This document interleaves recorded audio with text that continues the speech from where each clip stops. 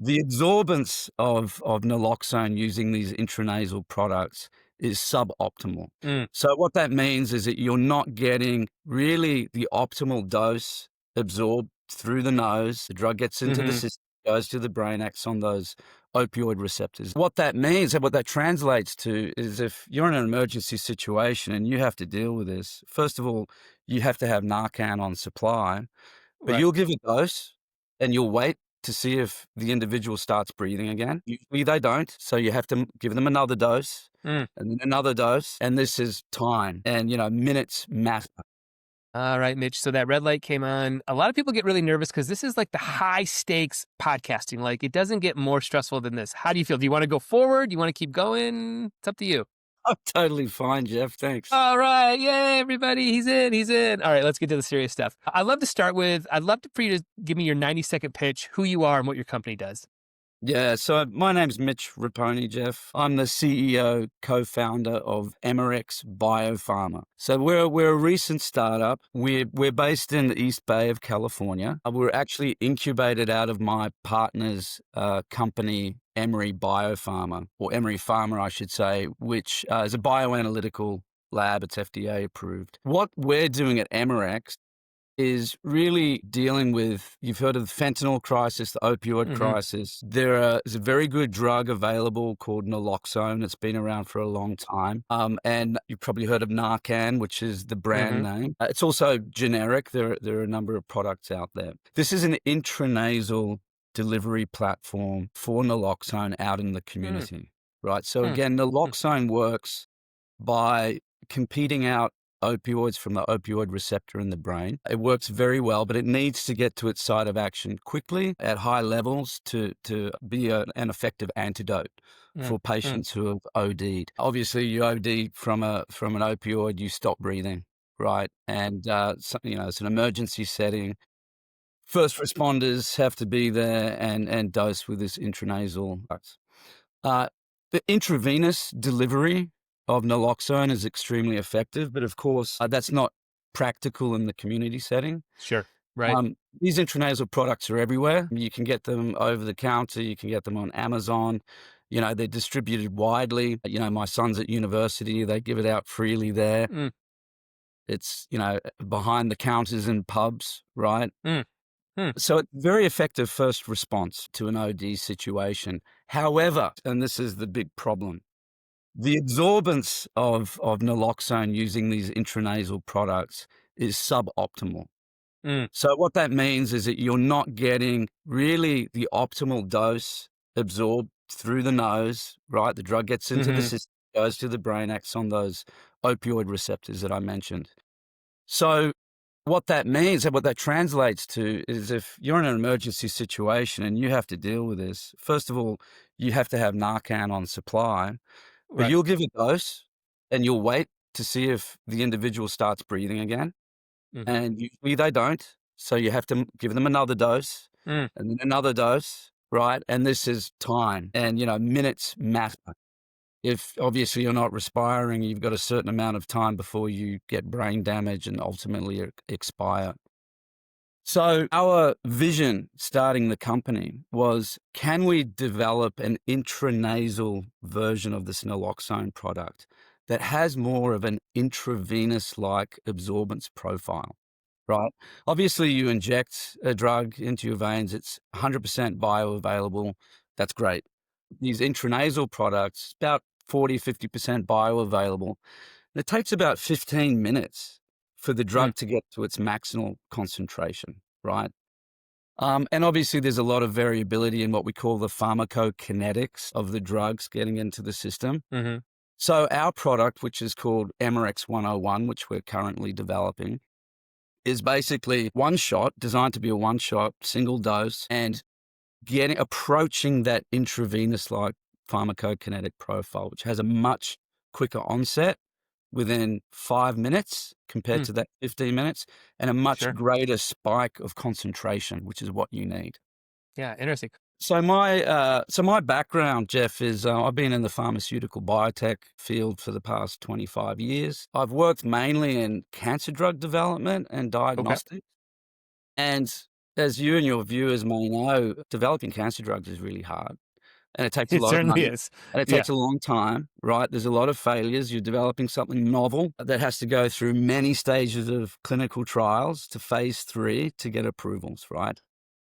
Naloxone obviously is approved. I said there Mhm. are many generic Mhm. products, and it's a very safe drug. You and I can take it. I've taken it in some of our exploratory studies, right? I like to be my own guinea pig. Mhm. Mhm. Yep.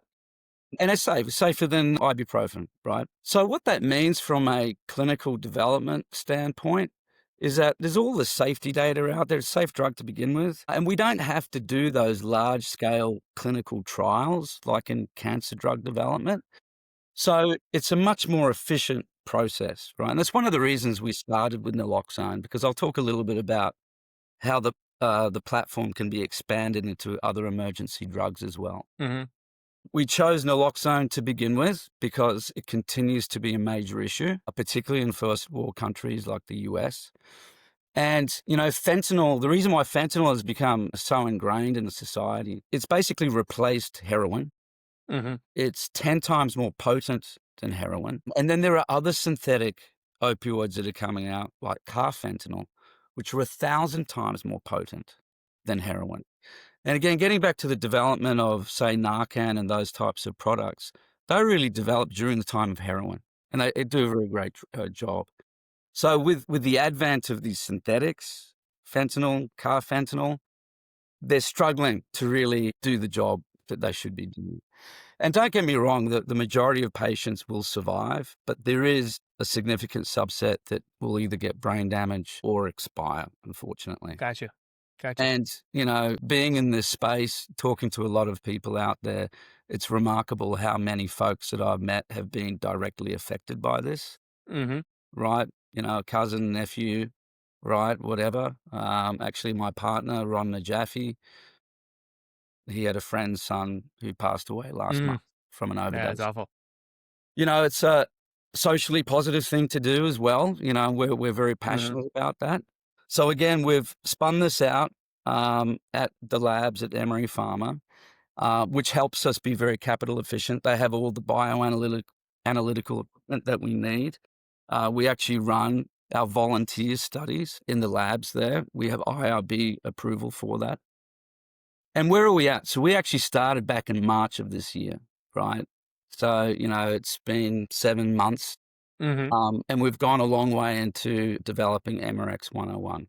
And let me talk about sort of broadly what it is and how we make it different to the current products. So drugs are often in an acidic format, formulated and the pH is acidic, and that's great for stability. But in the case of intranasal administration, it's actually detrimental for absorbance. Mm. Okay. So you need to play around with these formulations, but if you get that optimal formulation for the best absorbance, that can be detrimental to the shelf life. So our intranasal actuator that we're designing is actually a dual chamber. So there are 2 vials within this actuator. One has naloxone with its current formulation is stable for over 3 years, and the Mhm. other vial contains our optimal formulation. And those are combined at the point of administration. So think Mm. of an epoxy glue gun, Okay. right? You Yeah. combine it and then it becomes activated. Mhm. So that's part of the invention. It's optimized formulation integrated to this novel delivery system. So we've identified our top formulation over the last 7 months, and we've done a lot of in vitro experiments that look at permeation of the drug through nasal tissue. We've done some small volunteer studies testing these formulations. We plan on doing a larger, again, IRB approved study in about 10 to 15 patients Okay. by the end of this year. And then the goal for the company is to raise funds to take us through IND enabling studies and meet with the FDA, Mhm. get agreement on that. Getting back to the pathway for clinical development, we're going down what's known as a 505(b)(2), which is again being able to refer back to the safety databases that already Mm. exist. Right. And our pivotal study is really just a 30 to 40 patient, IND approved Mhm. bioanalytical study. So again, it's very efficient. There's not a lot of endpoints that you have to run. It's really just looking at the pharmacokinetics and showing that we are approaching that intravenous-like profile and much better than the current intranasal products. Gotcha. What does scale and manufacturing look like if all goes well? What does that sort of process look like, and how does Yeah. that happen?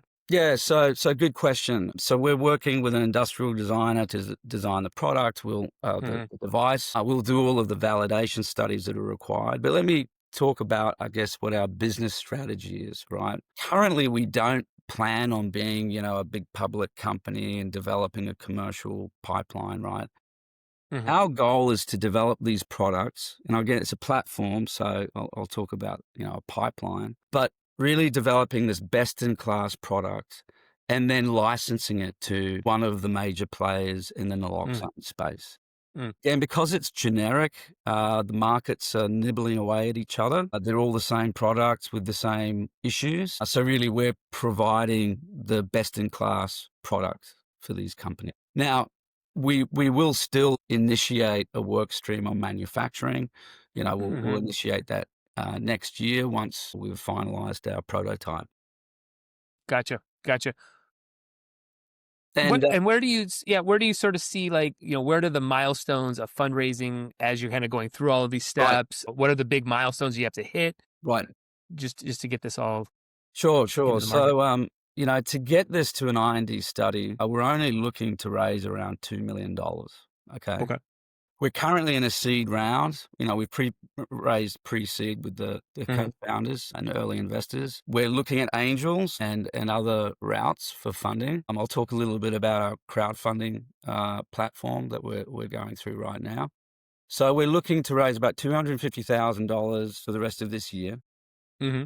And then we'll have multiple seed tranches, if you will. And Right. again, I'm very much keen on not raising all the money in one go. I wanna, Hmm.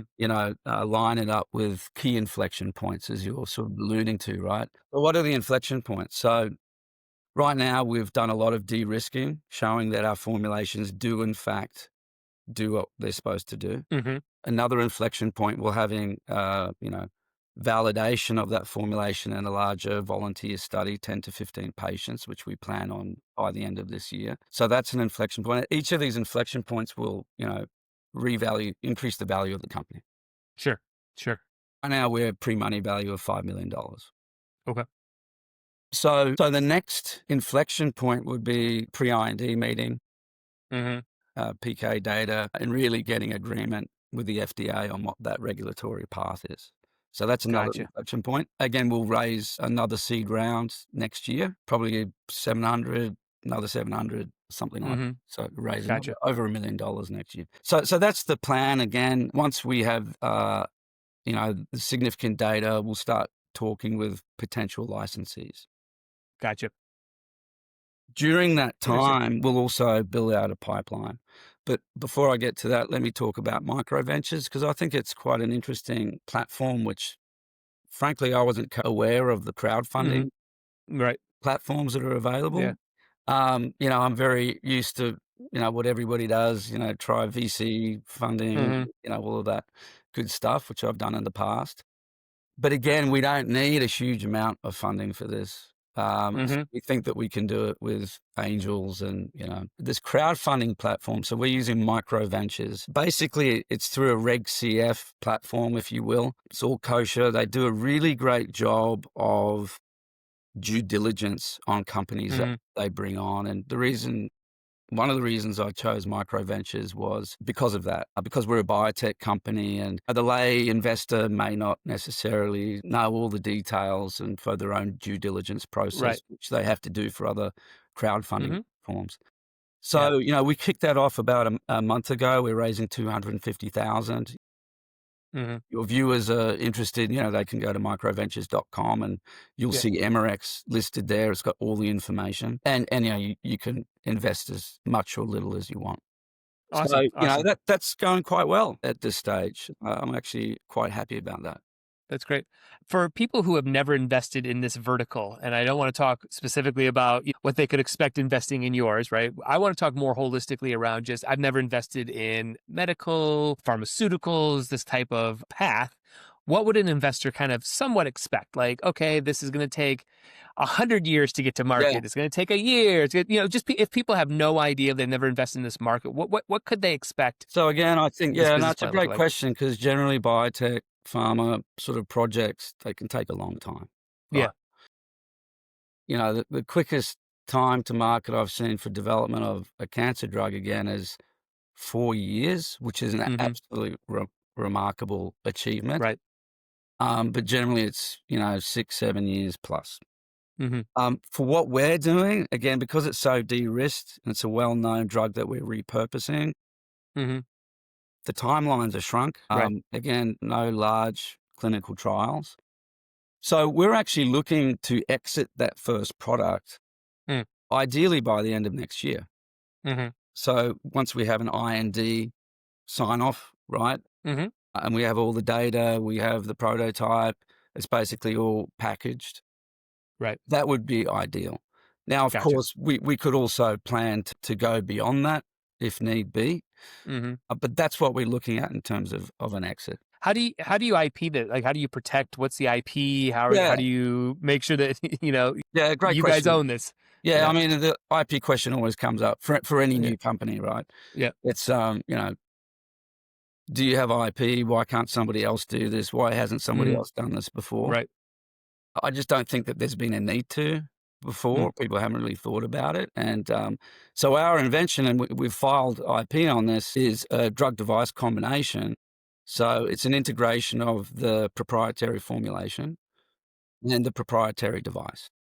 Gotcha. And I mentioned this as a platform. So we'll be able to start work streams looking at other emergency drugs Hmm. using the same device and optimized formulations. And Mm. we will file additional patents Right. along the way. So we really plan on having a patent thicket. So if anybody wanted to do this themselves, they'd have to license it from us, Sure. Sure. obviously. And I think this is going to answer my next question, but just so we have it, crystal clear out there, how do you make money? Right? Like, is it licenses? Is it relationships with hospitals? Yeah. Just So what is the again, we're revenue not we're streams? not going down the work stream of commercializing it. It's Hmm. all licensing or Okay. selling royalty streams for that Hmm. product. And let me give you an example of what comparables will be. So Emergent Biosolutions acquired Narcan a number of years ago for 700 million plus from another company. So our sort of comparable for an exit is around 100 to 250 million. So Hmm. again, once we've got that clinical package, the manufacturing prototype, right, it's all there. And then those companies already have those commercial conduits, right? Right. Right. So we don't need to reinvent the wheel there. And with the pros, and that's an exit point for investors, right? Hmm. Investors would be free to exit at that point or say, okay, I'm going to continue to invest. We'll roll proceeds back into the company to support the pipeline development.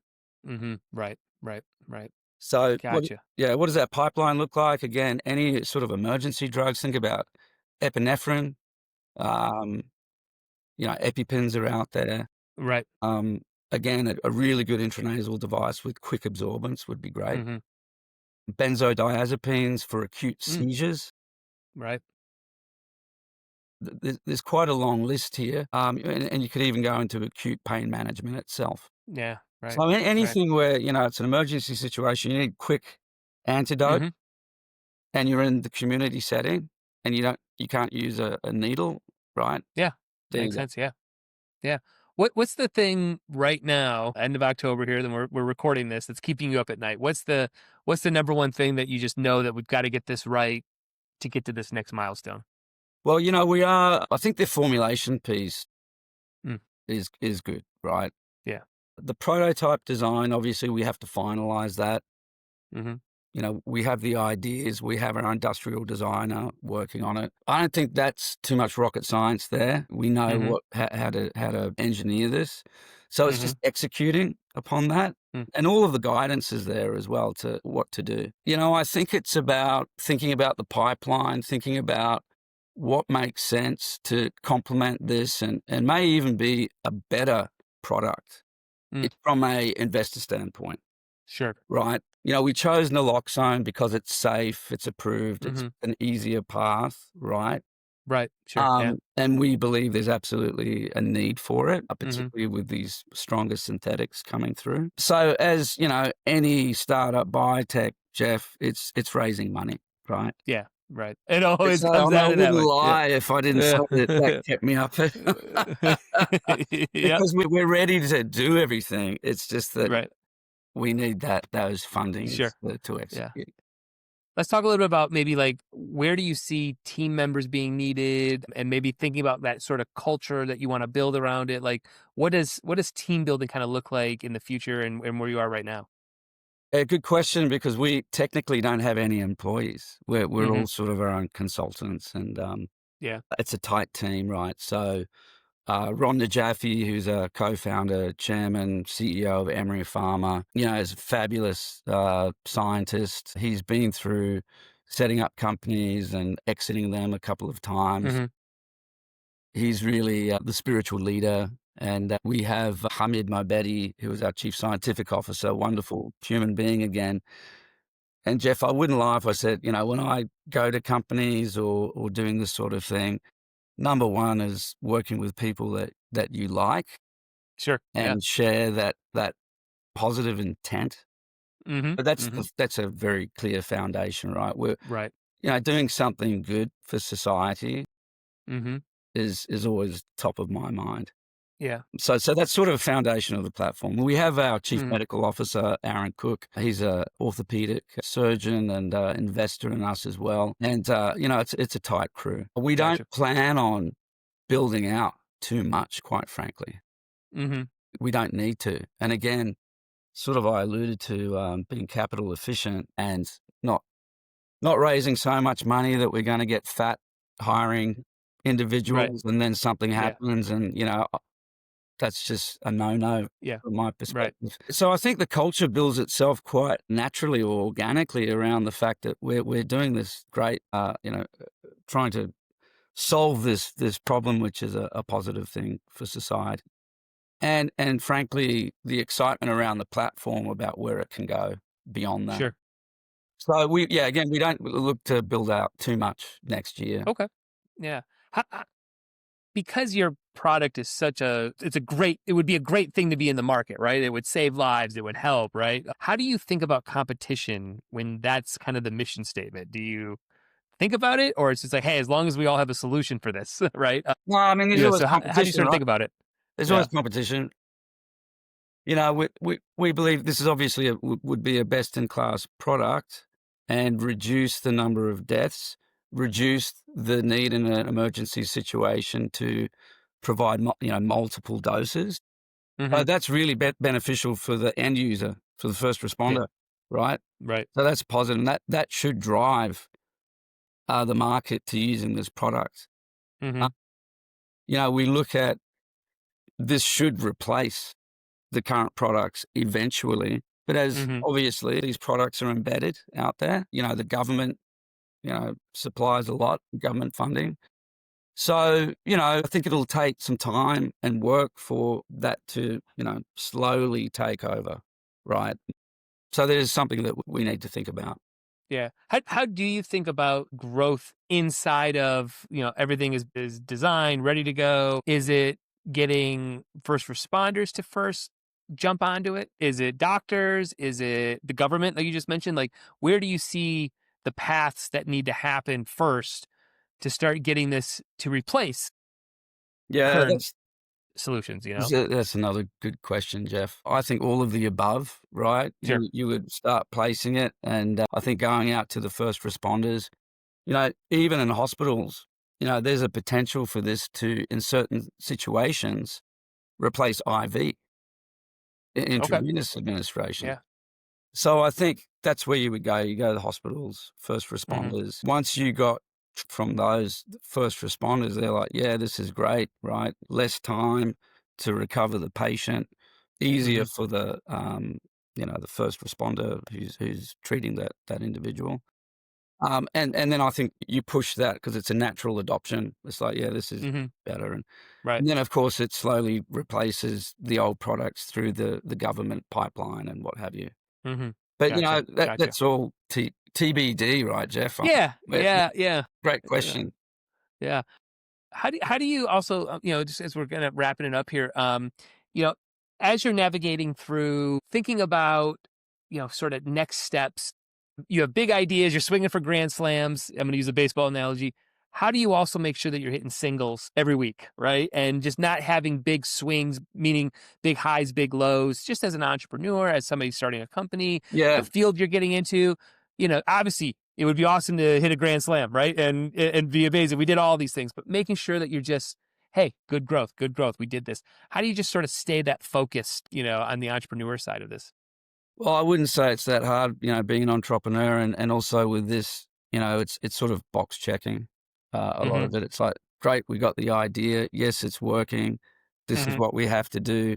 Let's get all of those parallel work streams going on, right? And navigating it because you may not necessarily be able to do everything at once, which I'd love to do, right? Right. Right. Yeah. Yeah. So it's just navigating that and maybe putting a hold on this and that. And again, I think Yeah. because it's a pipeline potential, Mm-hmm. mentioning a home run, constantly thinking about how to pivot, right? I mean, Mm-hmm. I think any entrepreneur or leader of a company has to be constantly thinking about Yeah. what if this doesn't pan out, right? Mm-hmm. There's Mm-hmm. always a risk, Yeah. particularly in biotech. We try and de-risk things as much as possible, right? Yeah. Right. So, we have experiments planned for screening these other priority emergency drugs that I mentioned Mm-hmm. in vitro. So we can start lining all of this up. We Right. can start thinking about what would be the best return for investors, what has the Mm-hmm. greatest unmet need. Yeah. And, you're thinking about everything Yeah. in a small startup company. Right. Right. How do you handle no's? How do you handle, nope, not right for us? Come back and see me when you're here. So Oh, just how do you handle come that? back and see them, right? Yeah. So, I mean, that happens all the time, right? Yeah. Just because somebody says no doesn't mean they're not interested down the track. It's uh, constant communication, right? Mm-hmm. So, my plan is to start ramping up that communication stream now that we're getting investors on board. Mm-hmm. And to all of those folks that, I've talked to who seem interested, but like, not quite ready for it, Mm-hmm. still sort of keep them on for the ride. Yeah. Right. So they understand the journey and will continue to get excited. Yeah. Well, we mentioned the MicroVentures page a minute ago, but where should we send people? If people are listening to this conversation, they want to dive in, learn a little bit more. Uh, obviously Yeah, we'll put the MicroVentures stuff, but where should they dive in to well, connect and learn more? right, absolutely. So they can first go to Emerrx.com, so our website. It has a link there for the Okay. MicroVentures raise as well. We can just go to microventures.com. We have a little bit of information. I have another podcast Mm-hmm. on the website there as well, and putting out press releases and what have you. So those are the two sites. They can always connect with me directly. It's mitch@emerrx.com, right? Okay. And just so your Awesome. viewers know, Emerrx stands for emergency prescription. That's the Gotcha. Nice. Nice. Nice. Well, Mitch, I appreciate you taking time out of your day. I know you're busy. You got a fundraise, running a company. This was a great conversation. And I think what you're working on is just unbelievable and needed in in this new world that we're living in, and new world that we're all navigating. So I appreciate you taking time out of your day, and all the listeners out there. Go to the show notes. Like if you've listened before, I've got all the show notes in there. Click on some links, dive in, and check out what Mitch and the company's doing. Really great, Thank you, Jeff. really great stuff, Mitch. Thank you so much.